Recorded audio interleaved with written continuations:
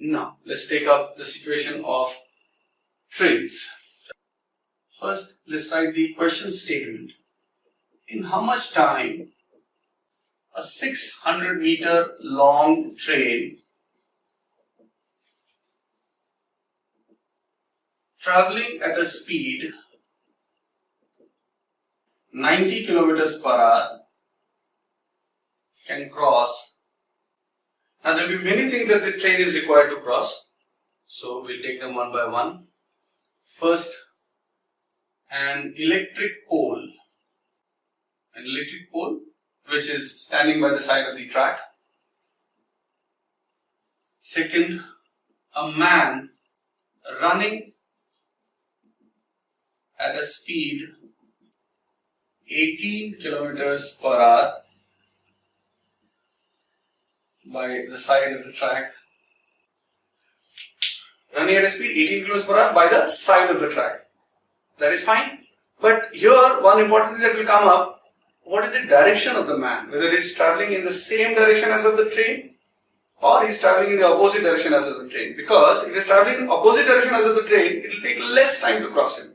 Okay, so we make two cases of the track. If the man is travelling in opposite direction and same direction as of the train.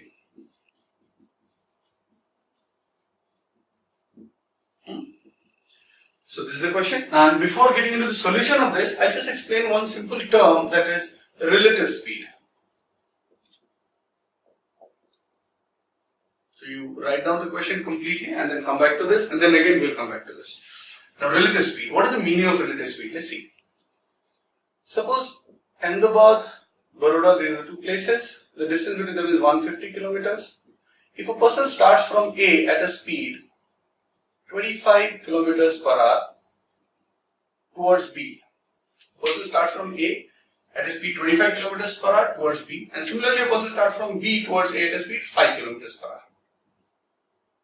Question is, and they start simultaneously.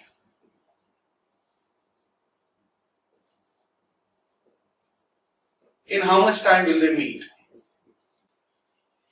Suppose this was not there, this person wasn't there. There was nobody starting from A. How much time B would take to reach A? Or the person starting from here would reach here. You can simply divide the distance by the speed. So 150 by 5, that is 30 hours. Alright. Suppose this person wasn't there. Then how much time will this person take to go from this place to this place? So distance 150 divided by speed 25, that is 6 hours. Alright. Now what is happening? Both are moving and they have started simultaneously. So what will be the effective situation? You see, in 1 hour, this person has travelled 25 kilometers. In 1 hour, this person should travel 5 kilometers. So total, how much they have travelled? Total, they have reduced the whole distance by 25 plus 5, that is 30 kilometers. Right? So effectively, they have travelled 30 kilometers in 1 hour. This 30 is called relative speed. And how did we get 30? Because we have added 25 and 5. Why did we add? Because here what is happening? Both of them are working together to reduce the distance. See, what is the meaning of meeting? Meaning of meeting is they reduce the net distance to be 0. If the distance becomes 0, they will meet. Now, to achieve the target, this person is trying, this person is also trying. So both of them are trying. So their effort will get added, right? So remember, in opposite direction,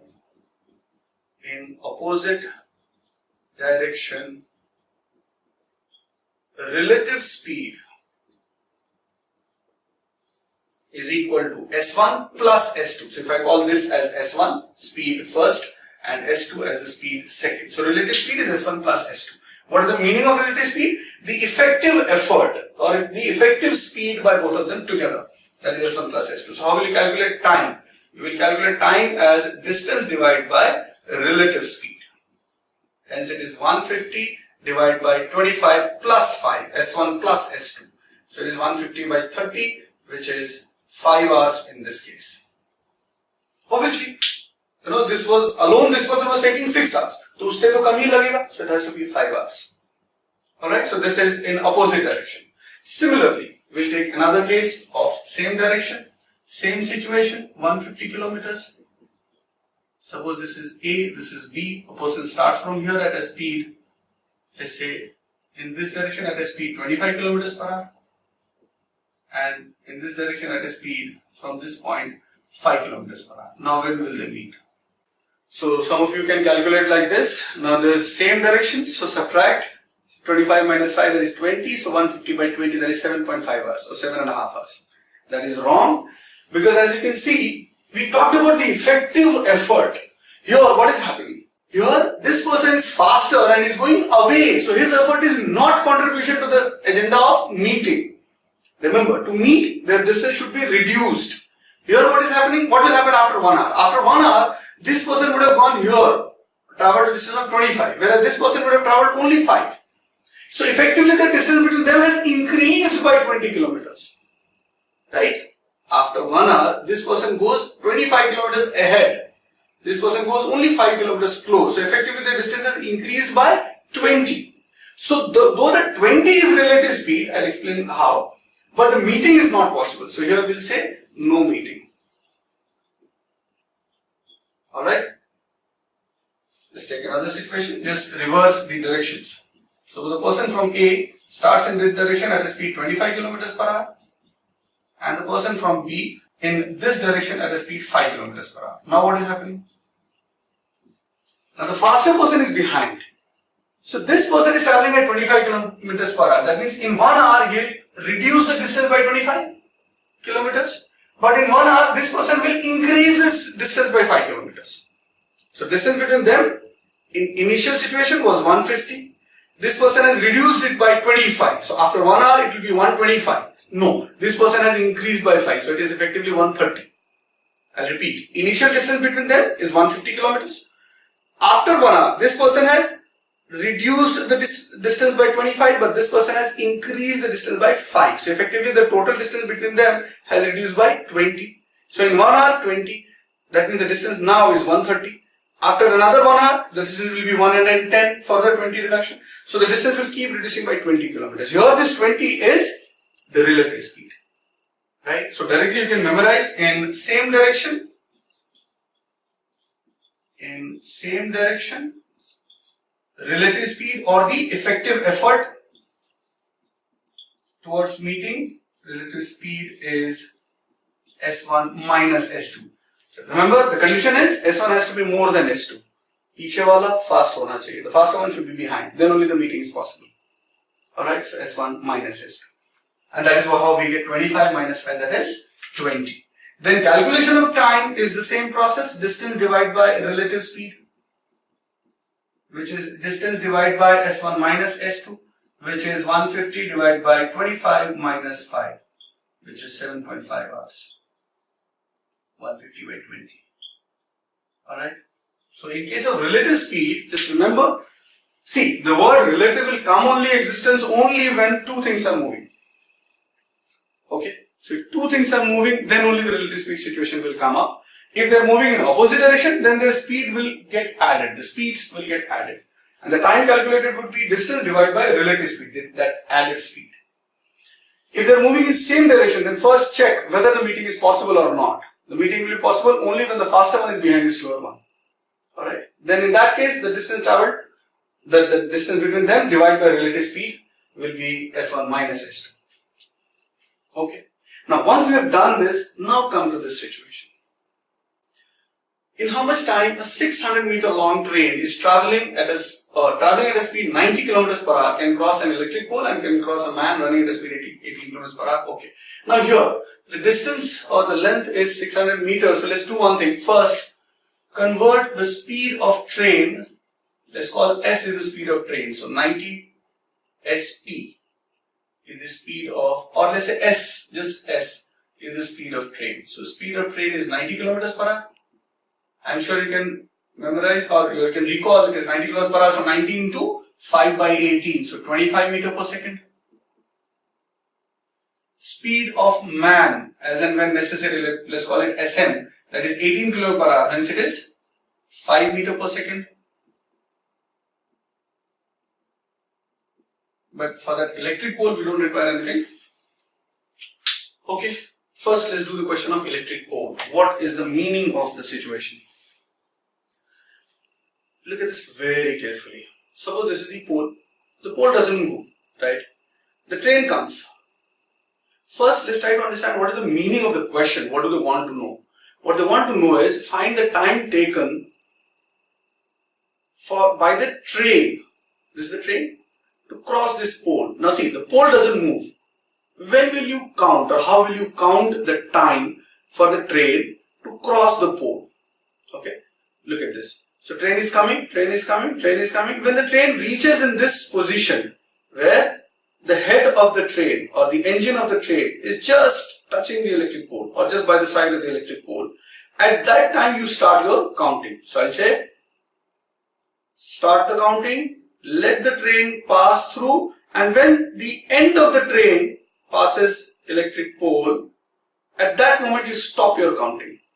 So from this position to this position.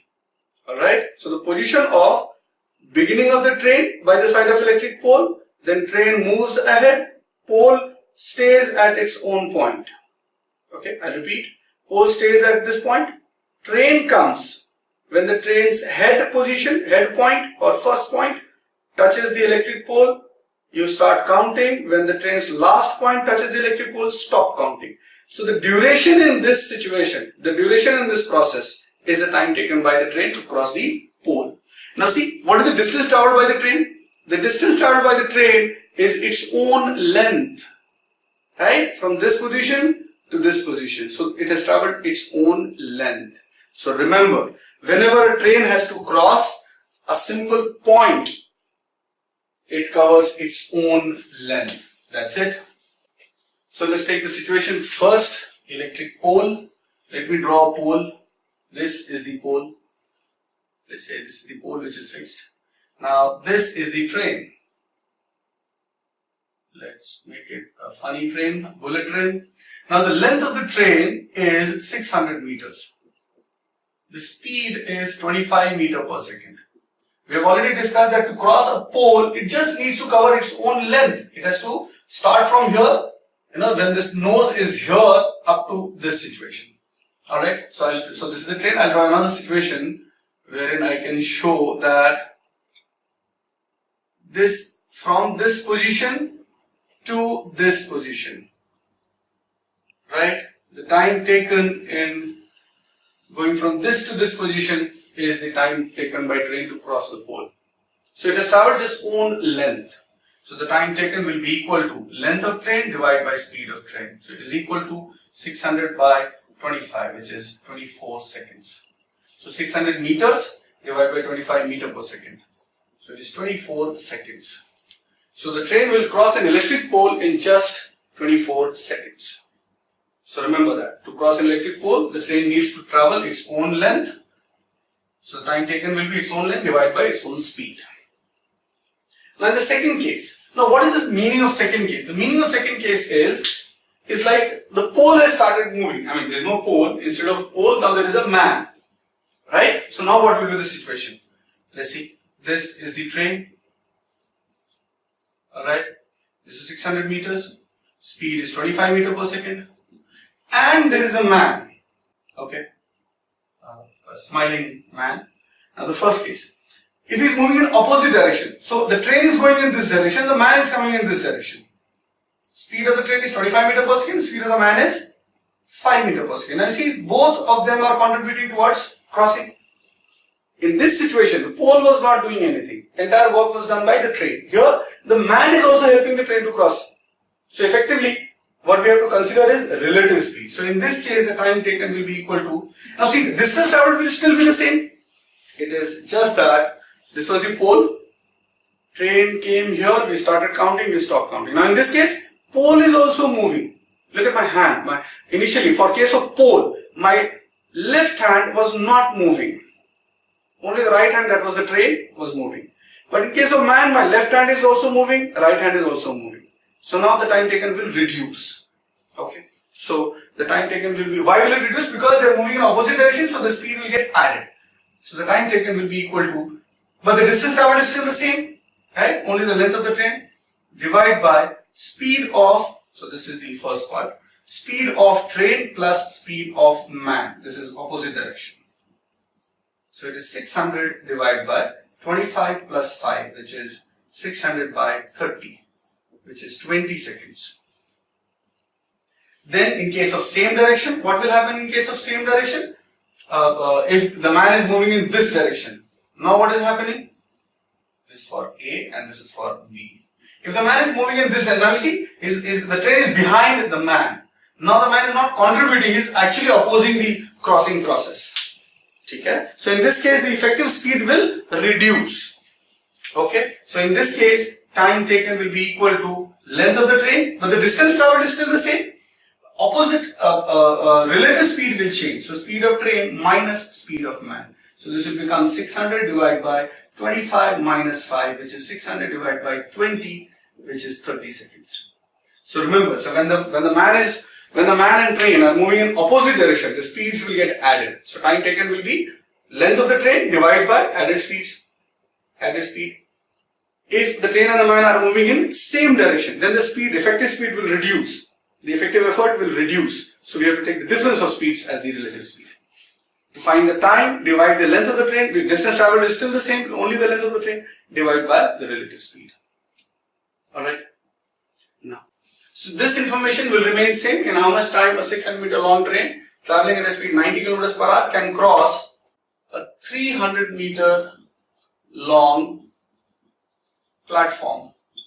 Alright. And a 300-meter long train running at a speed 54 kilometers per hour in the direction opposite, and second case same as the first train. Question number 3 we take first. In question 3, what do we have to consider? This is the train and this is the platform. Let's say this is 600 meters. It is traveling in this direction at a speed, let's say 25 meters per second, or it's given already. And this is 300 meters. First we need to decide what is this platform is stationary, it doesn't move. Okay, it's text. Obviously platforms don't move. Okay. Suppose this is my platform. I kept it in my left hand. Platform is fixed. How do you start counting? So when the train is coming, when the train's head touch the first point of the platform, we start counting. Now it could be a platform, it could be a bridge, it could be a stationary train, right? The same thing in all cases. So we'll start counting like this when this head approaches at this position. So start counting, then continue, continue, continue, continue, and then stop counting. So when the train has gone from this position to this position, we'll stop our counting. So start counting from this position, let the train cross, let the train reach this position and stop your counting. See, the platform hasn't moved. Only train has done the entire work. So the speed will be considered only of this train. But the distance traveled, now you see, distance traveled by the train or distance traveled overall is this, its own length. First its bridge length, then its own length, or you can say its own length and then the bridge length or the platform length. So what is the total distance traveled? The length of the train plus length of the bridge, platform, other train. Okay. So in any case, the total distance traveled is the sum of lengths. Lengths of this train and this platform. Alright. So the total distance traveled in this case will be 600 plus 300. So what do we say? We say the time taken is equal to, what do we have to do? Distance by time. So in place of distance, we will have length of the train plus length of the platform or the bridge, whatever is there. Divide by speed. Platform is not doing anything. Everything is done by the train. So speed of the train. So it is 600 plus 300. Divide by 25, which is equal to 900 by 25, which is 36 seconds. Be careful about the units. We have already taken care of the units initially. Okay. Now the fourth case. Now fourth case, what is happening? The first train that we had was already moving at a speed 25 meters per second. Its length is 600 meters. Now there is another train. Let's say that it is moving in opposite direction, the first case. Its length is 300 meters and it is moving in this direction at a speed 54 kilometers per hour. Oh, so 54 kilometers per hour we have to convert into meter per second. How much will it be? This will become 18 3s are 54. So 5 3s are 15 meter per second. Remember, now we have to consider 15 meter per second. Okay. Now they're moving in opposite directions. If you describe the same situation again, so my left hand had held a platform earlier. This was the train moving. Now what is happening? Both of them will move. So both my hands are moving now. So if both are moving still, the distance traveled will remain same. That is the sum. But if they are moving in opposite direction, that means both of them are putting the effort. Hence their speeds will get added. Right? So that is relative speed. So we have to consider relative speed in this case. So A, which was the case of opposite direction. So this was the case of opposite direction. In case of opposite direction, speeds get added. So time taken will be equal to length of first train plus length of second train. L1 plus L2 divided by opposite direction ke liye S1 plus S2. So it is 600 plus 300 divided by 25 plus 15. Be careful about the units. So it is 900 divided by 40. This is 90 by 4, which is 22.5 seconds. This is the time taken by them to cross each other. Whereas in case of same direction, this was for opposite direction. For same direction, what will happen? See, for opposite direction, this was the train, this was the train. So they crossed each other. Whereas in same direction, suppose this is the slower one, this is moving, the faster one is coming from behind and is crossing. See, again. So counting starts, counting stops.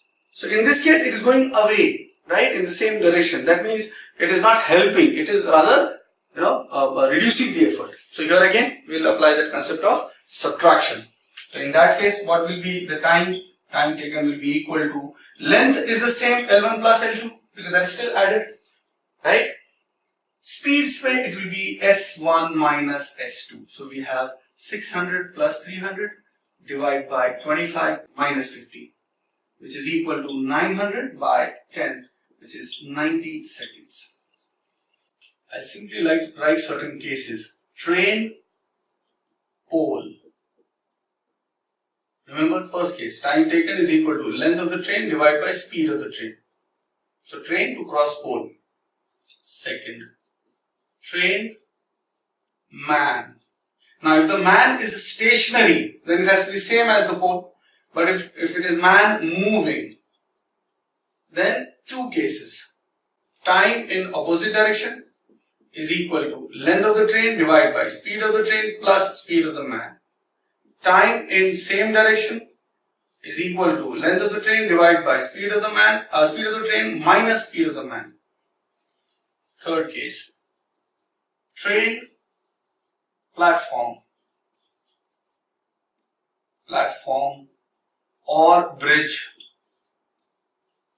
or anything that has a length but it is stationary. Okay. In this case, what will happen? Time taken is straight away. There is no question of opposite or same direction because platform and bridge are stationary. So length of the train plus length of the platform or length of the bridge. Alright. Divide by S of the train. That is speed of the train. And the final case, two trains. Now, two trains would mean two lengths L1, L2 and two speeds S1 and S2. Then their crossing time, if they are moving in opposite direction, is straight away equal to L1 plus L2. The distances are always added wherever necessary. But in opposite direction, the speeds will get added. And in same direction, the time to cross each other will be length still the same, L1 plus L2, but speeds will be S1 minus S2. Make sure that the question has to be answered as faster train crossing the slower train. So this is the summary of this whole thing. Okay, now in this session, we will take a couple of questions, then we will take average speed and riverboat. Okay, so first question. A train crosses a pole in 24 seconds and a 300-meter long bridge in 39 seconds. Find length and speed of train. Alright. So if you follow the methods or the formulas that we had discussed in the last session, we can directly take it as first case train pole, so length of the train divided by speed of the train, that is equal to 24. And second case, length of the train plus length of the bridge divided by speed of the train, that is equal to 39 seconds. So we have two equations and two variables. We can calculate them very easily. Alright, what we can do is, from here you will get L is equal to 24S. You put it in this second equation, you will get 24S plus 300 is equal to 39S. This S goes to the other side. Send 24S on the other side, you will get 300 is equal to 39 minus 24, that is 15S. So S is equal to 300 by 15, which is 20 meter per second.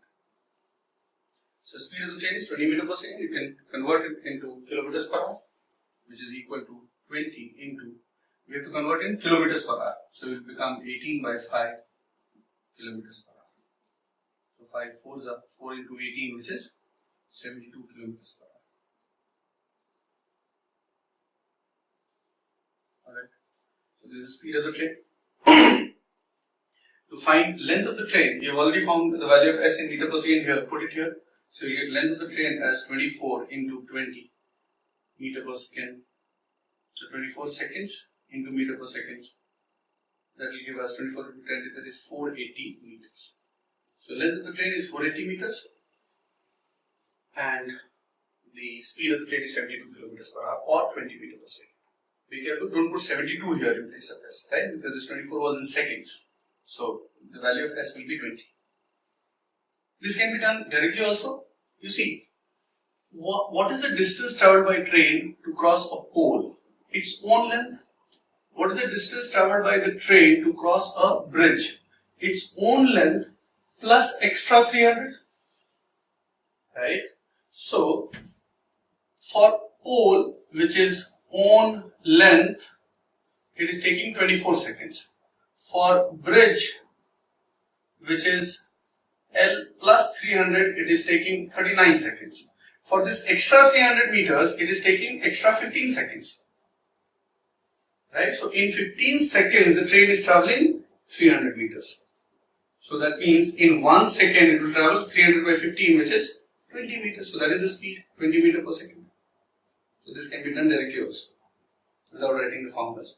Now once I get speed as 20 meters per second, its own length in 24 seconds, so length of the train can be calculated as 20 into 24, which is 480 meters. So this is the other way of doing this.